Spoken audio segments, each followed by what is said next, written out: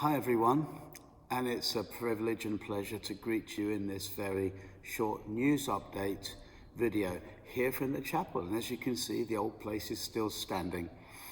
And I just want to start by saying how much we have missed you. I have missed you. I've missed our fun times. I've missed our meals together. I've missed our fellowship. I've missed our worshiping, hearing God together. I've missed just being a community together. It's been very difficult for all of us. I'm absolutely aware of that. Now, to bring a bit of a news update. On the 4th of July, we were entitled to open our doors again on a Sunday morning. The government produced a whole long list of guidelines as to how that was able to happen. And over the last few days or so, we have been reviewing those guidelines to see whether or not it is actually possible for us to open our front doors. And what we have discovered is this, that due to the kind of church we are, the kind of things that we enjoy doing together in this building, and due to a number of compromising restrictions, particularly, say, for our children, we can't serve them effectively, we can't sing out loud, we can't pray out loud, we can't lay hands on one another, we can't baptize. And if you're in a conversation with someone, if the volume in the room is a little bit high, you can't raise your voice so as to be heard. We can't serve teas and coffees or food. We had to have one-way systems throughout the building, no-go areas. We're pretty much compromised in being the kind of people that we long to be.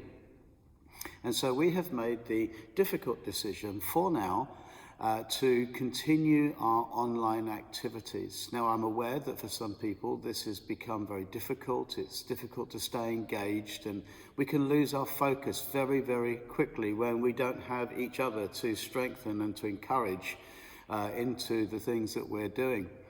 But I just want to say this, that what we have decided to do is that we're looking at how we might create a live streamed context. What this means is that we will produce live activities from here at the church, which will be live recorded and sent out across the internet, so that at particular times we can come together, share together in something that's happening here at the chapel, particularly on a Sunday morning.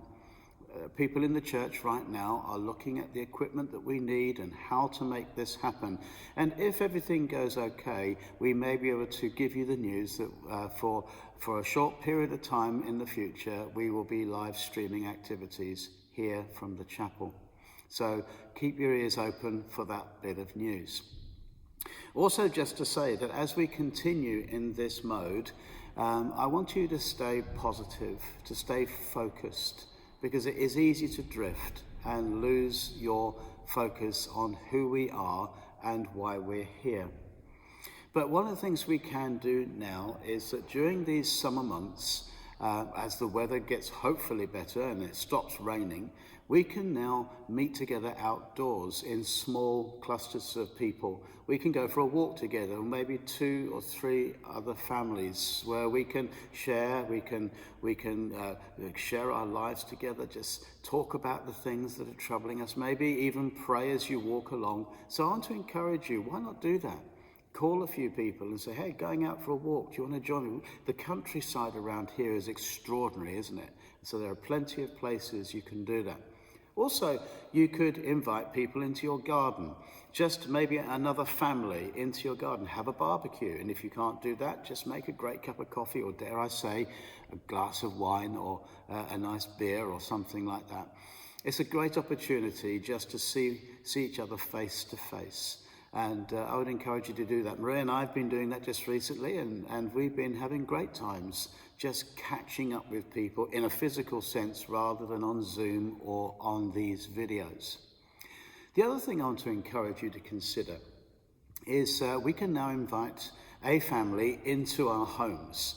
And so why not on a Sunday morning invite another family, or actually think of those who've been locked down by themselves over these last weeks. Invite them into your home And why don't you consider watching the online resources, or when we live stream in the next short while, why not consider watching these things together? You can take communion, you can pray for each other, you can encourage each other, you can make it an occasion. Why not cook a meal and sit down together? Make sure you keep your social distancing guidelines intact, but why not sit down together? Make it an occasion. Bring people into your home and make them feel incredibly welcome. It's a good opportunity for us to begin to engage. Now, some have said that can't we just gather in small groups during the week down at the chapel? Well, the answer is at the moment, no, we can't. The guidelines restrict that kind of activity.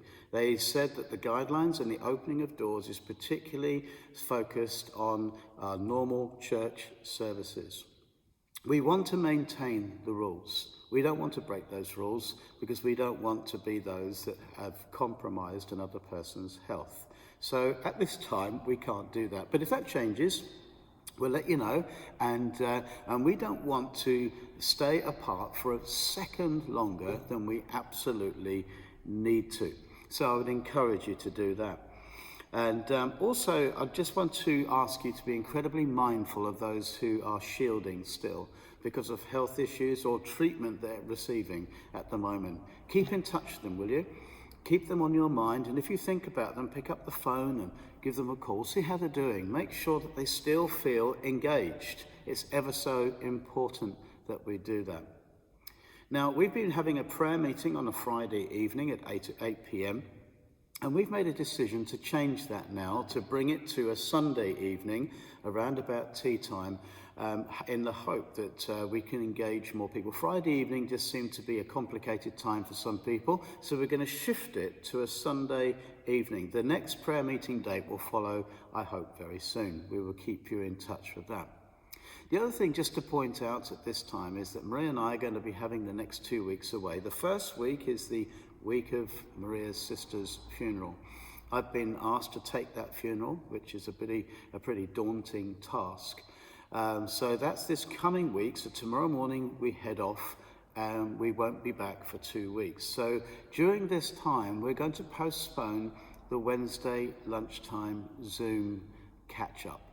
I'm really sorry for those that affects, but we just feel because of availability of others who can get on and make that happen, it's wiser right now if we just say for the next 2 weeks, we won't be doing that. But I really look forward when we get back to catching up with you again. Well, again, we will text and publish when we're starting that up when we get back.